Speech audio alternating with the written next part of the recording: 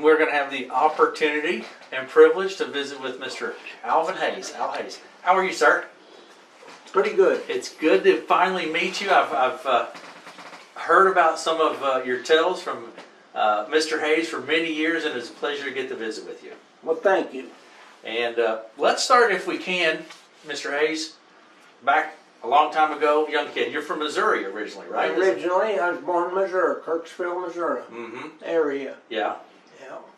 And we moved up here in 1932 or 3. I'm not positive. Okay. Where to? Where did you move to? The north, about 4 miles north of Alvin. Okay. North and west. What was it that brought you to Iowa? Well, for one thing, my parents lost the farm during the Depression. And they had some inside information of a cousin of my dad's that lived in Glenwood. And he told him, "Why don't you come up here?" He says, "I know where there's a couple of good farms to rent." Okay. And so that's what we did the first year. Not to me, because Right. I wasn't big enough to.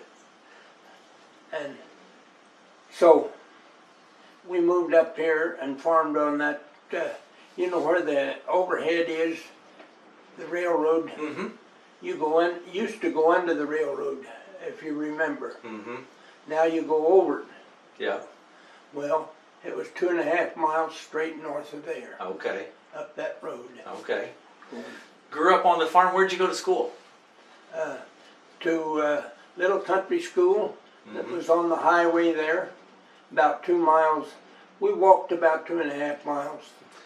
What was it like growing up in those days? And I mean, different pace. Walk to school. Talk to me about that a little bit.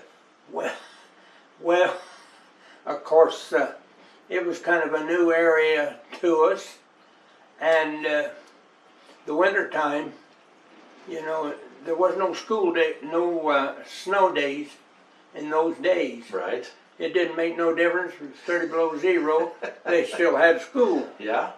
Well, I had my mother always worried about, you know, as they do. Don't make any difference what it is. They worry, and so I had a cap with ear flaps down, and she wrapped my head in with a scarf.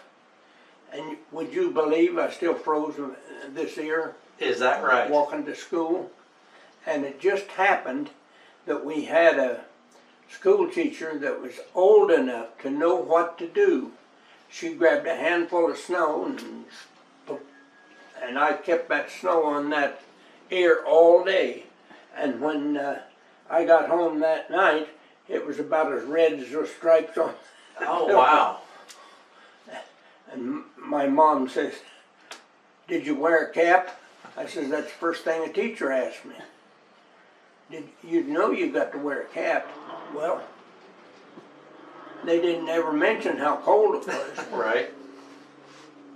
And of course at the school, you know, they had the old round oak stove in the middle of the school room, and it was lucky enough it burnt coal. Of course, it only got warm about as far from here to Tom. So you kind of huddled around it a little bit then, didn't you? Oh, yes. Huh. But I made it through the winter, and of course it ruined the ear forever. And then we farmed there and milked cows. I started to learn how to milk cows when I was about 5 or 6 years old. Oh, yeah. So it was one of the things that I don't know if I did any good or not, but anyway. So, in your school, what was the grades at school? Was it a one-room schoolhouse with all the grades in there? 1 room to schoolhouse, 1 through 8. Okay. So you learned more than you did in the big schools. Yeah. Because you always listened to what the ones ahead of you was talking about. That's exactly right. And of course, we lived there about 3 years, and then we moved south of Malvern and went to Strand. You ever hear of Strand? Yes, sir. Absolutely. You ever been there? I've been through there, as a matter of fact. And 5 miles south of Hastings. Yep. Yeah. And we was on the consolidated school district, and so the bus would pick us up. So, how many brothers and sisters did you have? At that time, I had an older brother and a younger sister. Okay. At what point did you decide that you wanted to go into the military and join the? Every time when the war broke out in Europe, the first thing my dad says, "Oh my God," he says, "here it goes again." Yeah. He was in Europe, see, and he was left for dead on the battlefield. Tell me about that. What happened with that? Well, of course, everything was fought in a trench back then, and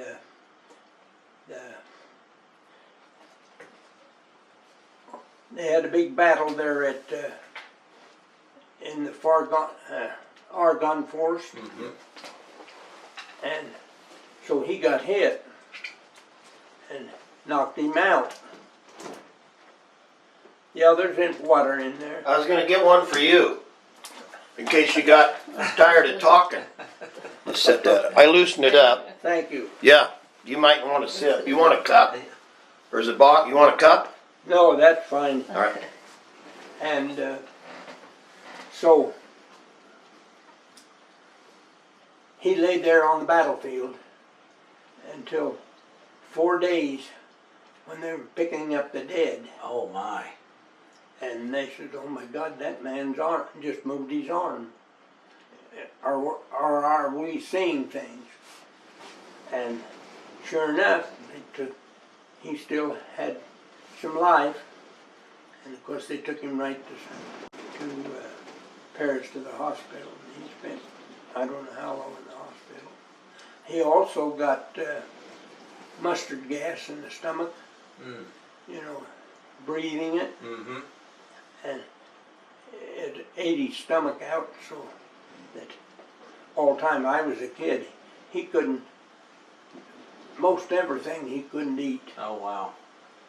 And if he did, why, it would make him so sick that, so, and he talked about it different times, you know.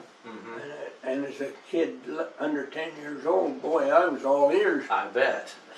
I bet. And so, when Hitler declared war, I guess he didn't declare war, he just took over those countries. And my dad watched that on the newspaper and things, you know, and it just kind of upset him. Sure.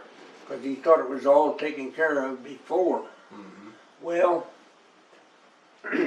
as time went on and I kept growing, why, we went to the Strand School, and after I started in there about the 5th grade, and by the time that was back in the mid-30s, so by the time that the war started in 39, you know, and why, of course I was growing up, and my older brother was growing up.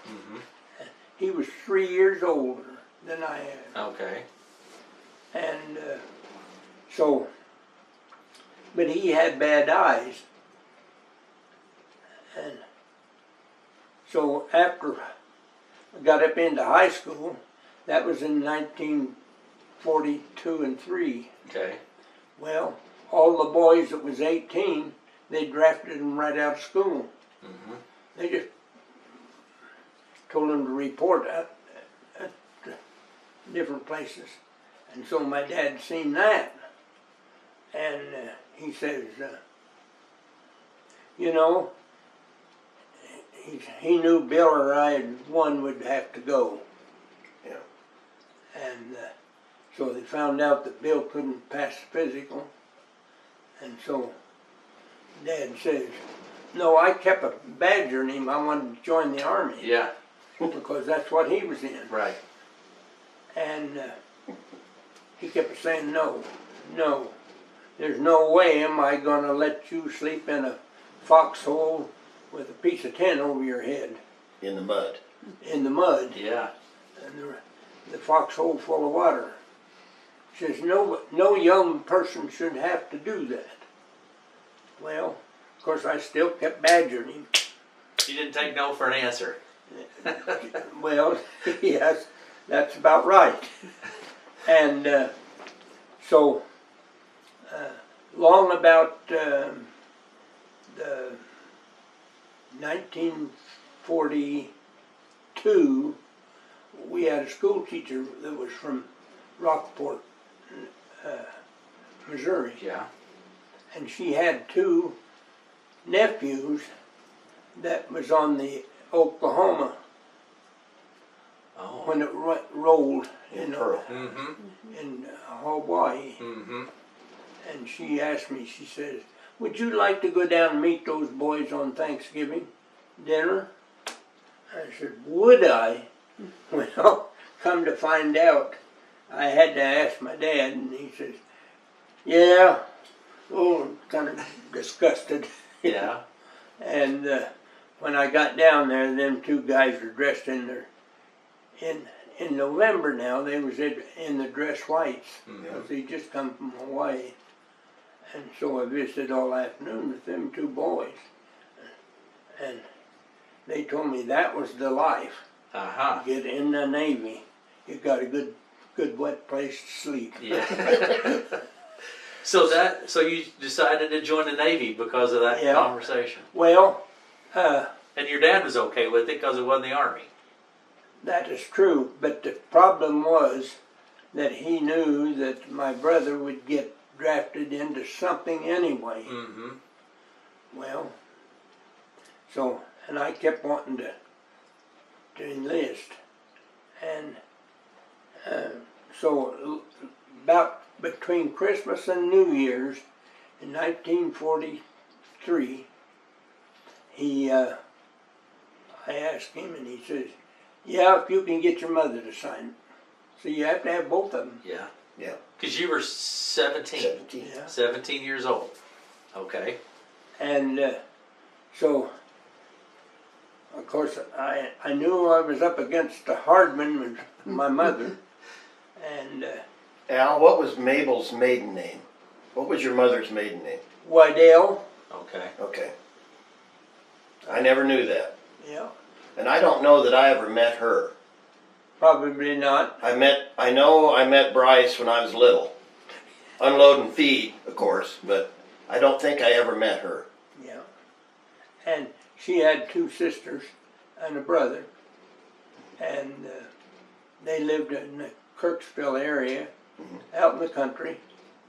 And by the way, they all got married in the same church. They're a country church, you know. Sure.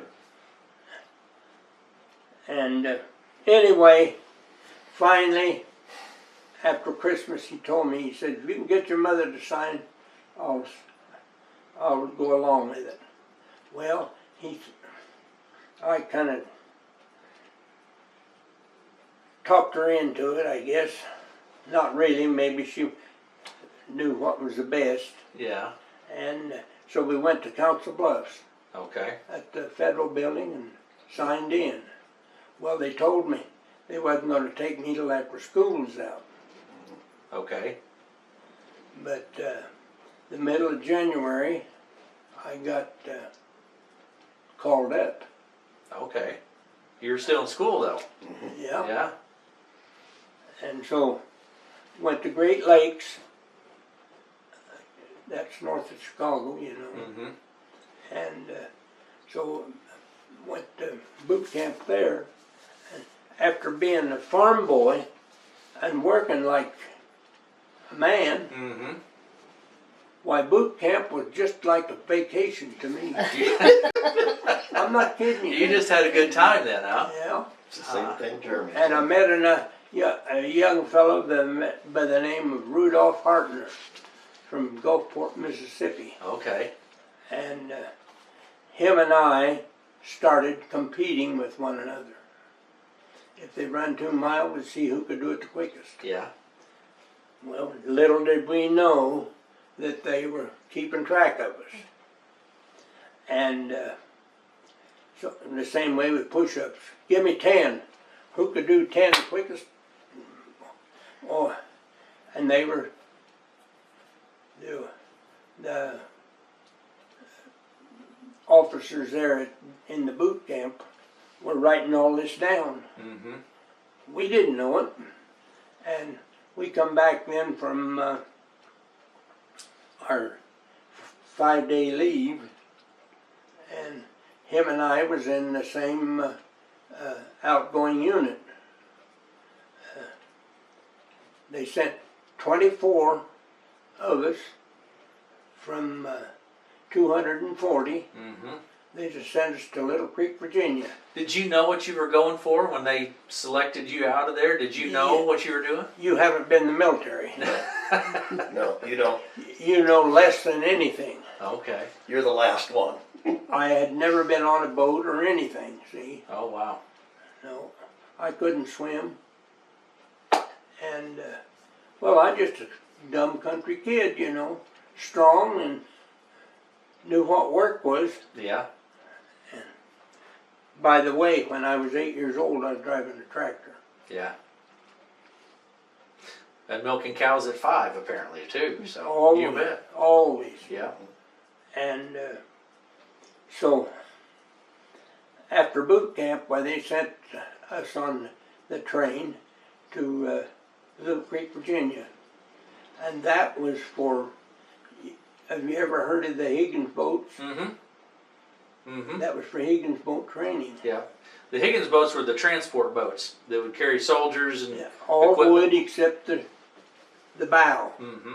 And that was, let that down, they could drive a Jeep up, or it would hold 25 soldiers or Marines in whenever it was fairly calm seas. Mm-hmm. If it was too rough, well, we couldn't only carry 25.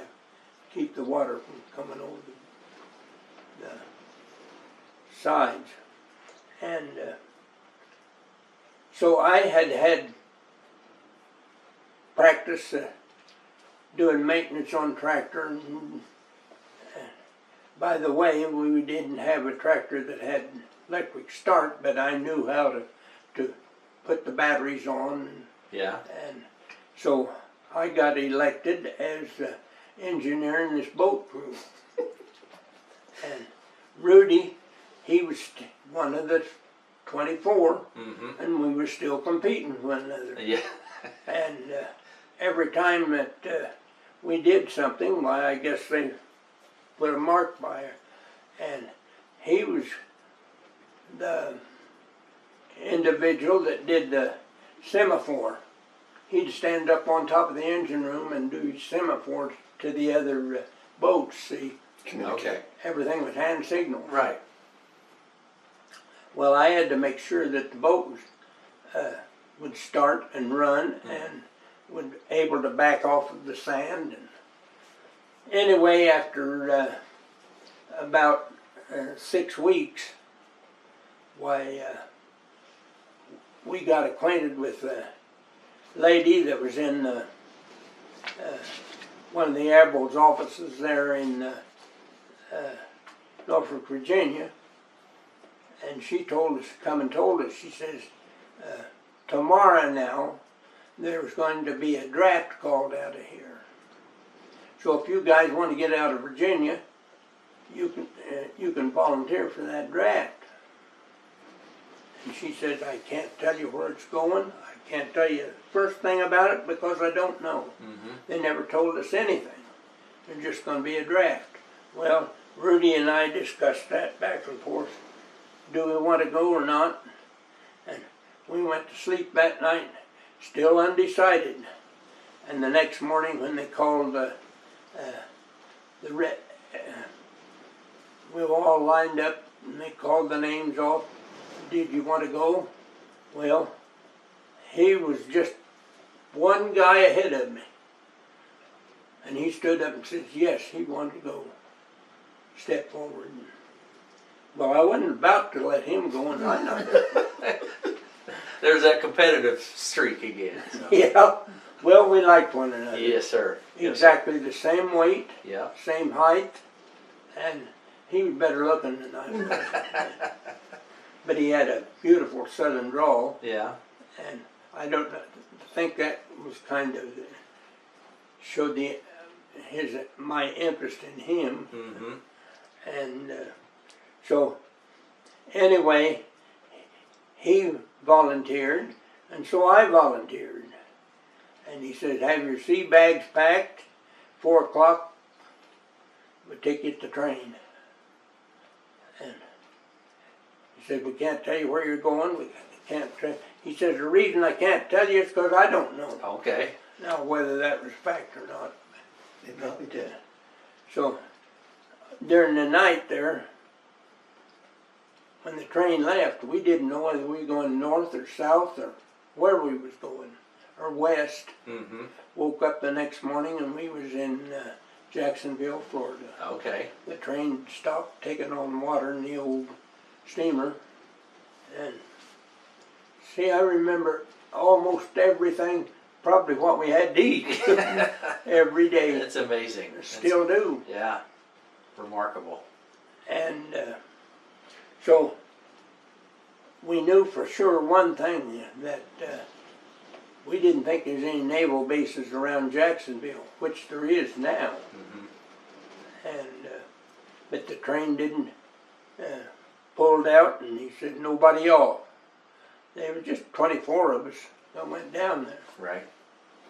And so about 4 o'clock in the afternoon, why, the train come to a halt. And if you've ever been in Florida, you know how much jungle and Mm-hmm. and rough areas there is. Well, the train stopped. There wasn't anything but more brush. And the chief that was taking us down, he says, grab your sea bags, get it over your shoulder, and he said, we'll walk a half a mile down here. There's a crossroad, and there'll be something there to pick us up. Well, I think it was a mile and a half. When it come to something like that, they could exaggerate it just a little bit. And it was like 2 farm trucks, Mm-hmm. cattle trucks. Yeah. There was quite a few cattle in the area, you know. Mm-hmm. And so they say, throw your sea bags in one and you guys get in the other. And we did. Well, we drove through the brush there for a little ways, and we come to this little town. It was a very small town to start with. And so when we still on the road, we could see, well, there was a brand new bridge built from the mainland to this island, a mile off the coast of Florida. Mm-hmm. And so we stopped there, and the bridge had a sentry on the entrance and a sentry on the receiving end on the other end. Oh, wow. And so they had to stop and identify every one of us. Mm-hmm. And so when we went through the last sentry, we said, everybody out. Grab your sea bag.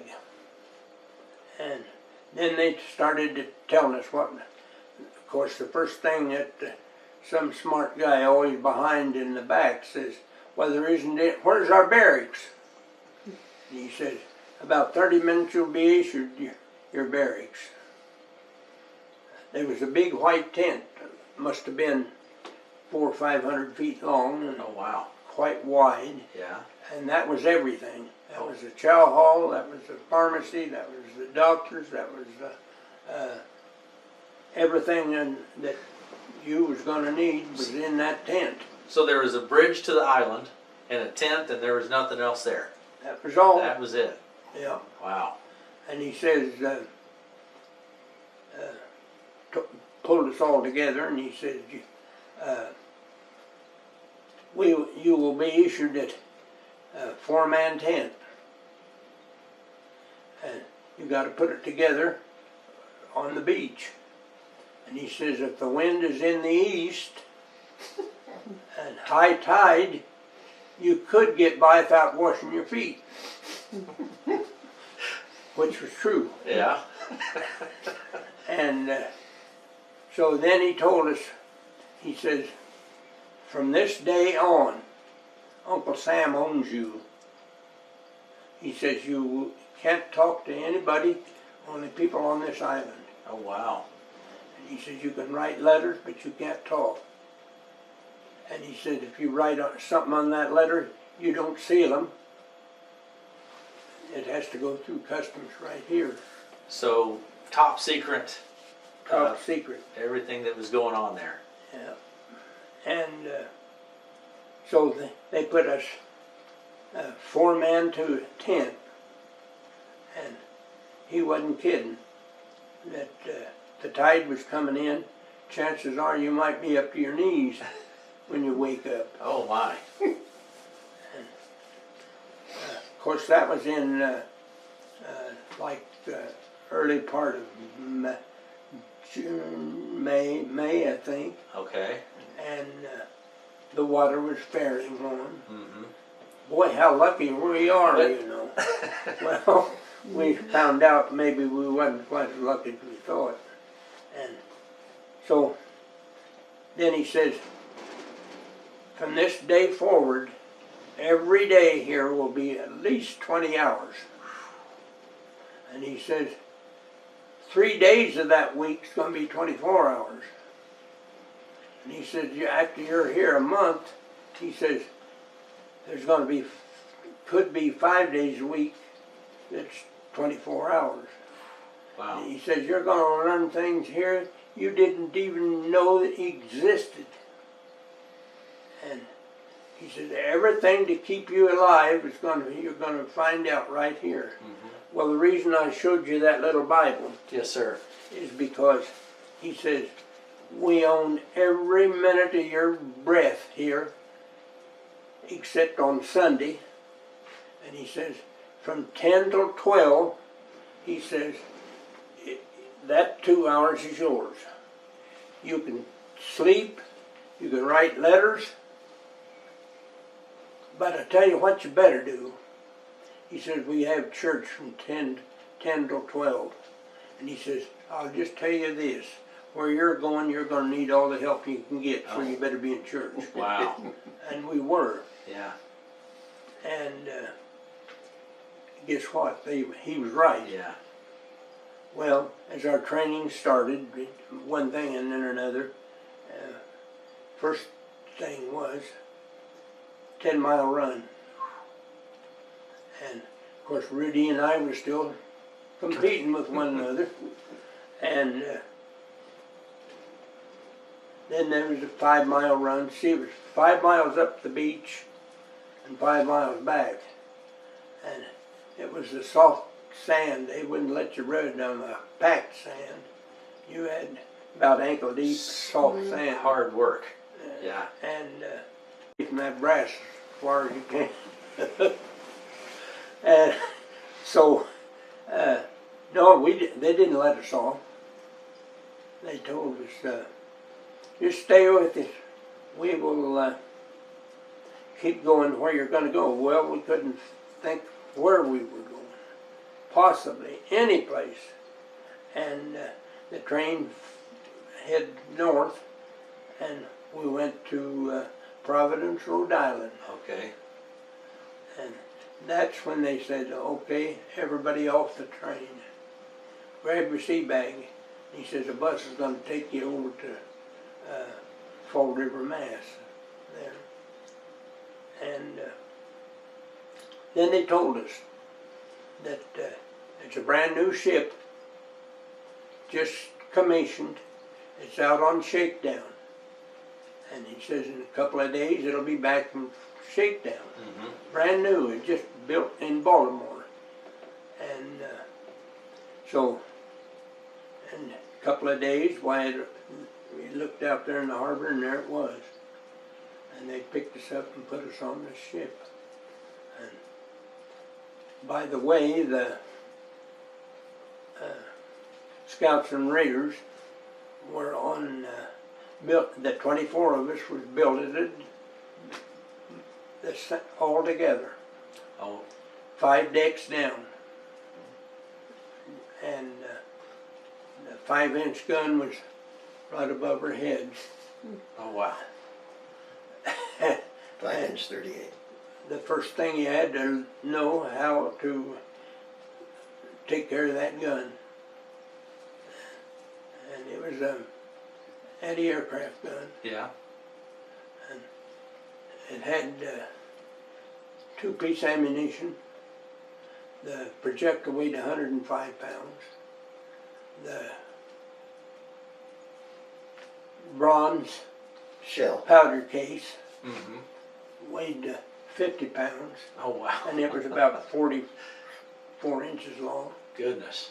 And all of those come up from the bottom of the ocean, bottom of the ship, where it's cool. See, Yeah. all the ammunition's kept down where it's cool.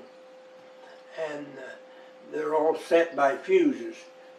You have to grab those off of the elevator, take them over and set them on the fuse setter, and then if you by your hearing aids, it will come from the bridge telling you where to set the fuses on it. Wow. From 25,000 yards to 1,000 yards. By then they had the proximity fuse. Yeah. Okay. They keep shortening up the fuses Mhm. see, as it comes in. And so we got pretty good at that. When there'd be 30 kamikazes come over, you know, you about every, and some of them you could see the guys were the Japanese in it. They're just coming right at you, aren't they? Yeah. Oh my. Yeah, they want to hit Mhm. anything that, well, they dive right at you. Yeah. So, What was the name of the ship? Dolphin, Dolphin? Dauphin, Okay. and it was built in Baltimore also. Mm-hmm. Then you went to the Pacific Theater with that, right? Well, no, we went, when we sailed, that's the first I'd ever even been on anything except rowboats or Yeah. something, you know. Mm-hmm. And we sailed down to New York City. And we went in there at New York City and spent one night. And we picked up another crew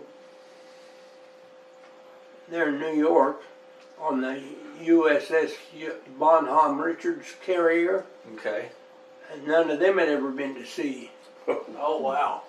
So, and of course I should have told you, you know, you can only get in the harbor in the U.S.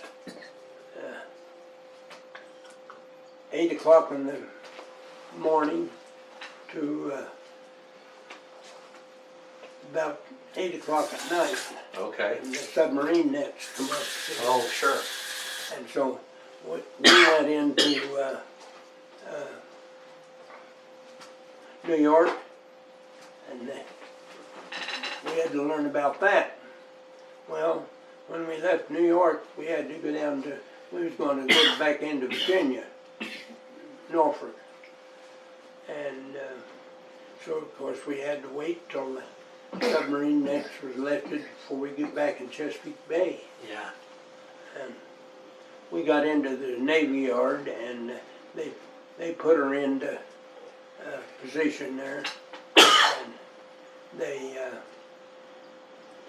fixed the damage that was broken on shakedown. For instance, all of the mirrors with glass. Okay. And you fire them 5-inch guns, it isn't long till you have no mirrors. I bet. I bet. And the same way with the globes. The globes, see, are about this big around, and they float all the time in alcohol. It's a sealed unit, Yep. and it broke the seams on those. So they had to put new ones on and get them sighted in. And 2 or 3 days later, why, they let all of us go ashore. And, one night, we come back and we figured we was getting ready to sail. And it was originally painted the Atlantic colors, which at the waterline is dark blue. Okay. There's a white stripe in the middle. Then there was light blue at the deck. Okay. And so the next morning we woke up and they painted that thing dark gray. You couldn't see it with the sun shining on it. Really? And we knew that we were headed, we were going to sail. Yeah. They still hadn't told us where we were going or anything. And after we got out of Chesapeake Bay, why, it come over the loudspeaker that you are headed for Panama. You're going through the Panama Canal. Yeah. Well, it was the same thing down there. Had to wait till the submarine nets were. It took us a couple of days to, and of course we had a lot of practice with the guns and things, so we know everybody knew what to do. Bet when you fired that gun, the whole ship would. Well, with your breaking we had mirrors. 4 of them on there like that. I bet that was something. Well, Yes. you don't hear much even with hearing aids. Yeah. Yeah. Wow. And anyway, we went through the Panama Canal. That took one full 8 hours to go through the canal. Okay. And after we got through the canal, why, we had to spend the night in the harbor there on Cristobal on the Pacific side. And the next morning we sailed and went from there to Hawaii. Wow. And 14 days. in Hawaii. To get to Hawaii. Hawaii. Yeah. Yeah. We was there 4 or 5 days in Hawaii, Yeah. taking on ammunition. Well, they filled her full of ammunition. I bet. And food and Now, when you got to Pearl, was it in still pretty bad shape? all of them are still upside down. Yeah. Yeah. That's What year would that have been when you were there? 40, early part of 44. Okay. Okay.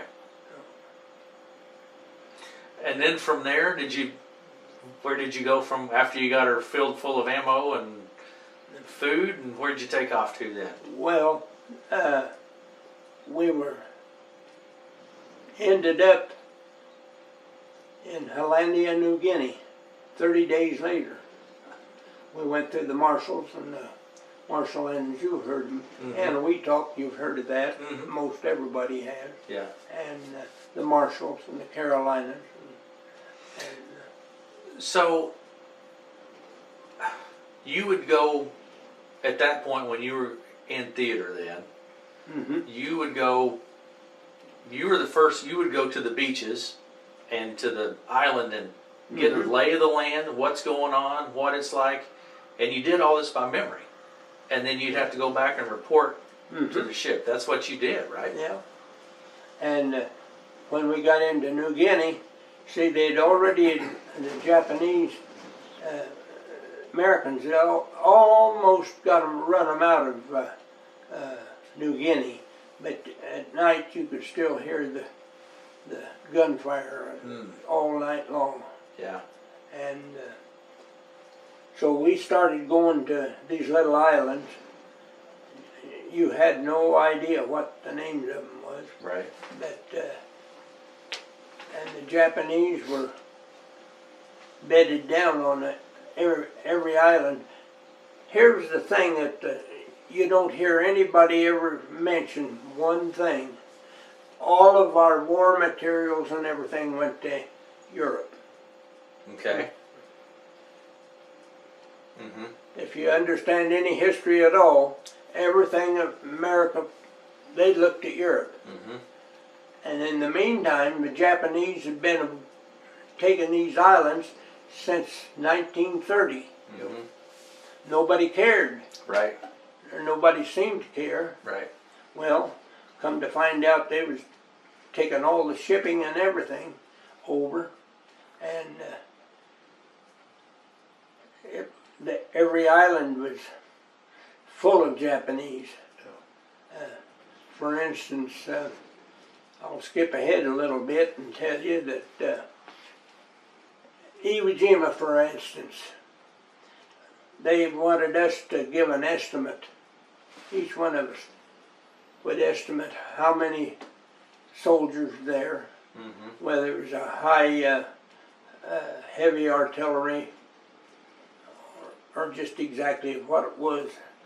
And the reason I use Iwo Jima is because everybody knows where that is. Right. Or in the Philippines, if I could name some of the places, nobody would have an idea. Even I don't now. Right. Anyway, I estimated that there were 17,000 Japanese on that island that was 2 miles wide and 4 miles long. And I was wrong. 27,000. So they would take would it be when you would go to these islands, would it be you and a team, 4 or 5 other scouts and raiders, or would you be individual, or how did that work? At night, well, the way it really, the correct way to tell you is at night, in the afternoon, they would probably give us an idea where the island was. Uh-huh. And most of the time they were wrong.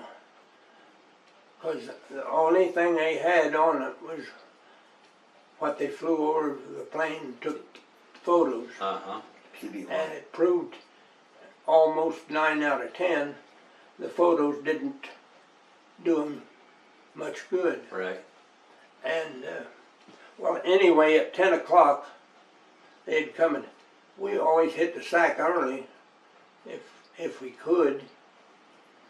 And 10 o'clock they'd come and tap you on the shoulder and you got a mission tonight, which we knew it anyway. Mm-hmm. And so they'd say, blacken up. What'd that mean? You blacken your face and your arms, your hands. So just as black as that shirt. Yeah.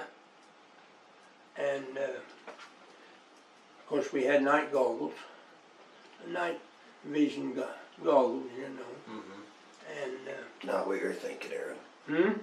Not like the modern day No. night vision Oh, goggles. of course not. Yeah. The Japanese didn't even have what we had. Right.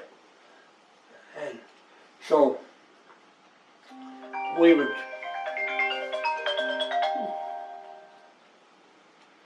try to get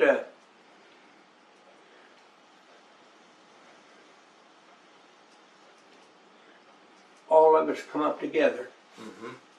And they'd be, some nights it'd be 4, some nights it'd be 6, some nights it'd be 2 teams. Okay.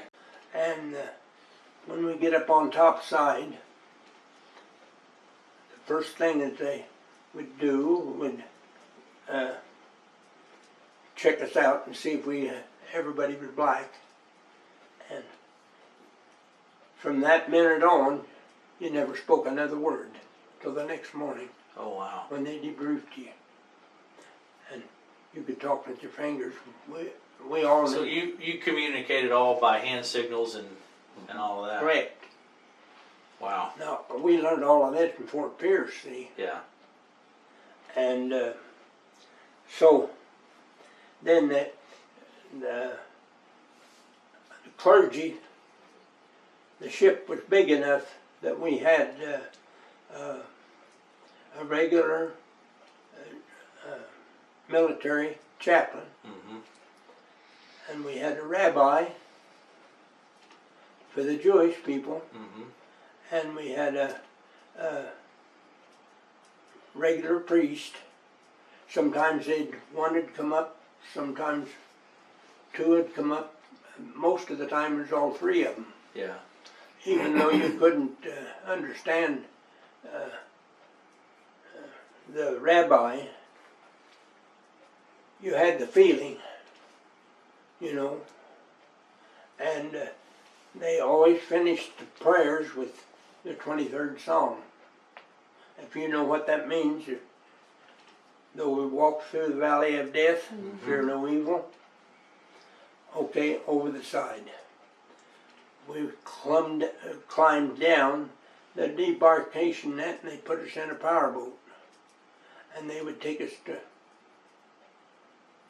whichever island we were supposed to go to. Yeah. And if the wind was in our face, they could take us in within 2 miles. If the wind was in your back, they'd have to stay out 5 miles. And then they'd say over the side.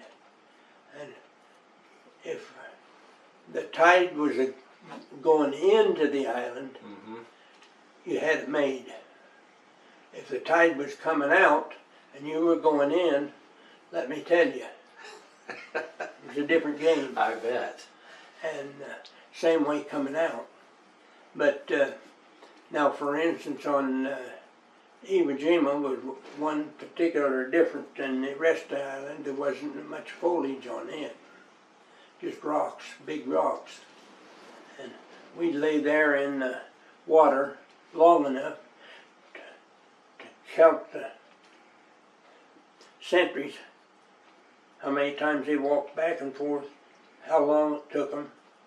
We would guess, count the steps, figure in our own head. How are we going to get on there without them seeing us? And do we think we can get that 100 yards without getting caught? Of course, it was dark. Yeah. But they had a tremendous hearing. They could hear things that didn't exist, and the Japanese could. So, and we get out after we got on in the Philippines and down in the Marshall Islands there. Why, we would scatter out.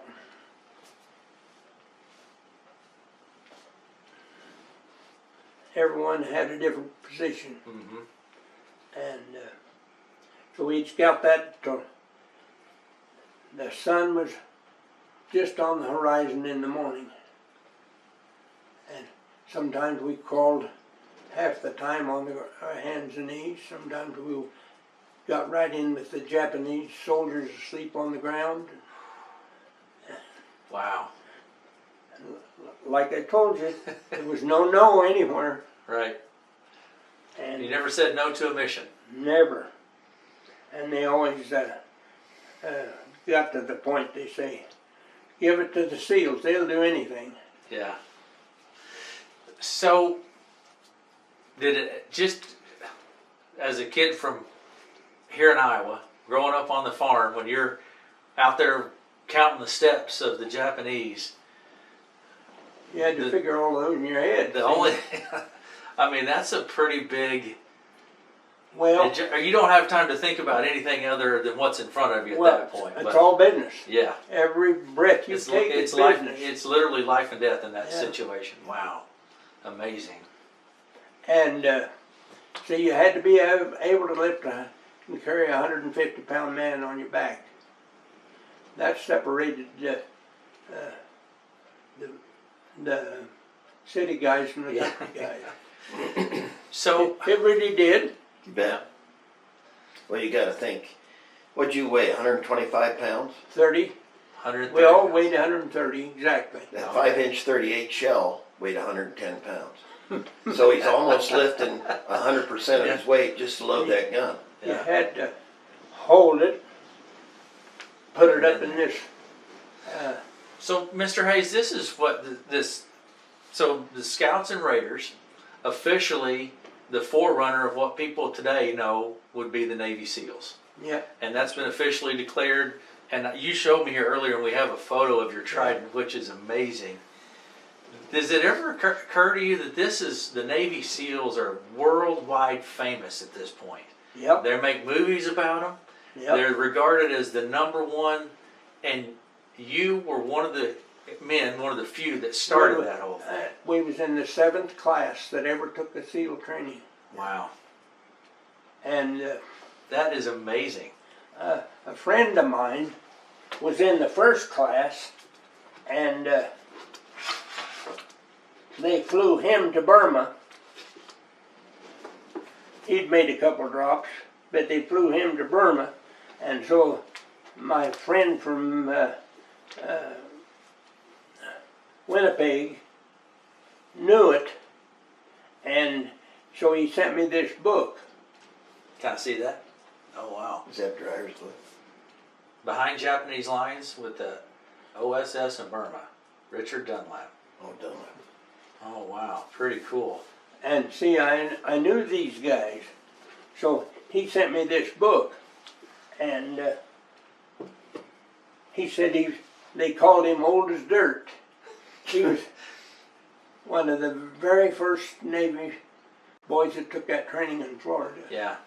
And of course, it doesn't make any difference where you're at in this world today. If you were a SEAL, you knew him. Mm-hmm. I just think that is remarkable. And my oldest daughter took me to my reunion once, went with me, and in the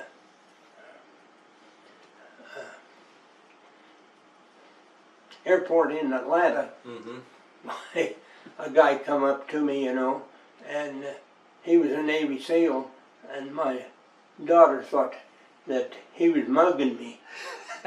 She was just scared to death, Linda. yeah. So, and it got kind of used to. Well, I told, see, I wear that hat like I usually wear, and that says Special Services, and had to quit wearing it in airports because there's people who take a shot at you. Ooh. Even today with that. Wow. Yeah. So, coming back home after the war, you're 19 years old, is that right, when you made it back to Iowa? Yeah. You met your wife. I read the story met her out in Omaha, Yeah. out on 20th and Dodge. Yeah. Did you ever get the hankering to join the Navy again? Well, I'll tell you, people don't know what a hell of a time I had coming back. Yeah. I tell you, I couldn't live with my folks. They sent a young kid to the military. When I come back, I wasn't that kid anymore. Right. And my folks' house burnt in the little town of Malvern, and they couldn't find another house, so they moved to Glenwood, and I didn't even know where they lived. Didn't even know their address. Right. And so anyway, the big problem of it was, so when I came back, even my brother, see, I couldn't tell them, nobody, anything. Right. You couldn't say a word. Not a word. Wow. For 70 years, I didn't say a word. And my wife That's the truth. didn't want to even go to the reunions with me. And so Rachel told her mom, she says, "You're going to go whether you like it or not." So I drug her to several different places in the U.S. to reunions, and she got to meeting some of my buddies' wives. Yeah. And they got pretty well acquainted, and somebody had told one of the wives what went on, and so she told her, she says, "Did Al ever say anything?" She says, absolutely not. You'd never know you'd been in the service. Wow. And she says, good. The other lady told her. She said, you wouldn't believe it anyway if he told you. Amazing. And you're about to turn 99. Yeah. Amazing. Next week. You're the, of the Scouts and Raiders. Only one left That's amazing. in this crew. Yeah. And there's, yeah, Wow. the first bunch. There's Pretty remarkable. Pretty remarkable stuff. A real hero in my opinion. A real hero No, in my I'm opinion. not. Uh, Tell them where the heroes are. The heroes are the ones under the white mark. Crosses. yeah. I can't hardly stand it yet to go to a military cemetery. Wow. And it was even worse when we had to bury them at sea, some of them. Yeah. Now, your boat crew was never, you went to all 7 campaigns with the same guys, right? Yep, Yeah. we lived together. Yeah, but I mean, that wasn't always the case. No, No. well, we were trained together and we were just like one. You didn't have to talk. Everybody knew what the other one was thinking. But there were casualties in the boat crews and in the Scouts and Raiders for what they asked you to do. Yeah. There were people that did not come back. Yes, there was. Yeah. Yeah. But we were,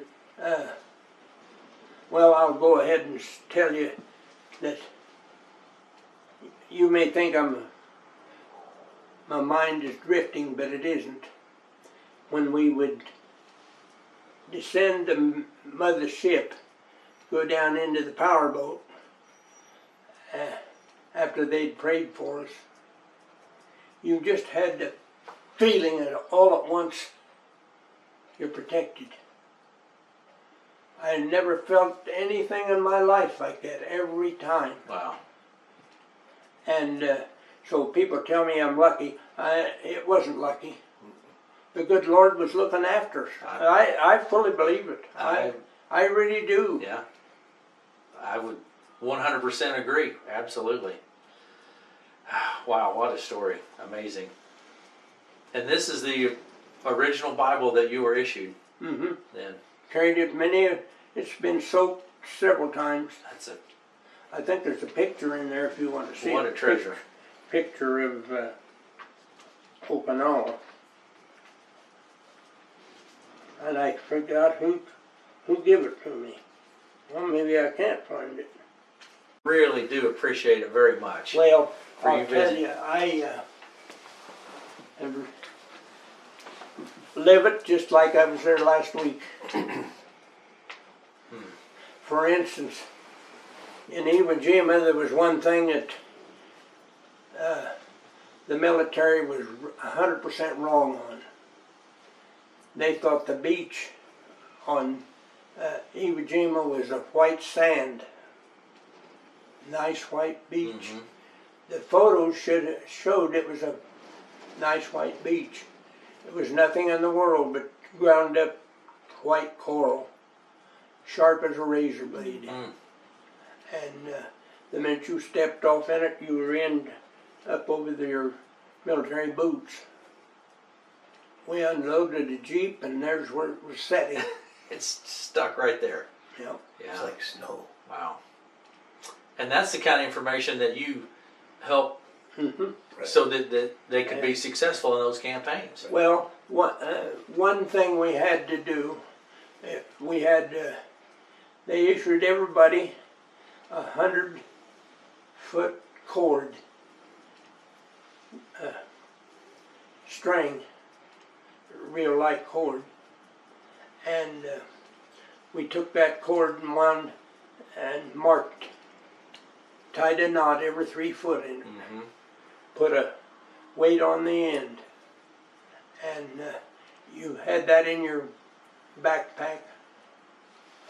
On your hip here, you had the knife. Yeah. You had this carbine strapped to your back in case you didn't ever want to fire a shot, because that's just like telling them, Oh. I'm here. I bet you're right. Yes, absolutely. But this was kind of quiet. Yes, yes. Yeah, you had to be stealthy because it would just like a moth to a flame then if you fired the. Yep. So. I'll tell you one more thing that's very interesting to me and more interesting to other people that don't know that this ever happened. After the first wave, going in on a full combat invasion, we always took the first wave in because we'd been there with the 35 Marines or Army, and we go back to the mothership. We'd pick up 25 or 30 more. We'd come in, let the ramp down, and they'd run off. And about that time, the master of arms, it was a beach commander is what he really was, he'd say, oh, look, you guys can't go yet. Here they would come with at least 10 to a dozen wounded and dead. And they'd say, your job is to take them to the USS Comfort. It was 10 to 12 miles out. And so many times boy, I still see it at night. Oh, goodness. Wow. And then they wonder why I can't sleep here at night. You still see that today? Every night. Every night. One thing or different. Or I get up and walk, you know. Yeah. And get myself tired if I can. Yeah. And sometimes I still can't sleep, but I can only imagine. sometimes I can. Wow. And Mr. Hayes, it's been a real pleasure. Thank you so much for visiting with me. It is a real pleasure. yeah. Well, I just done just exactly what I was told to do, Yeah. and Well, apparently pretty good at it. If you were selected and well, so who they were handpicked. Every one of them was handpicked. So who ultimately won between you and Rudy? What? So between you and Rudy, Who were they? who won? Who won? You said you were always competitive with Rudy. Oh, So who came out on top? well, probably half and half. Okay, all right. Yeah. Very good. Well, thank you so much for spending a little year. I really do appreciate your time, Mr. Hayes. Well, It's been, now that's just exactly the facts the way it happened. yeah.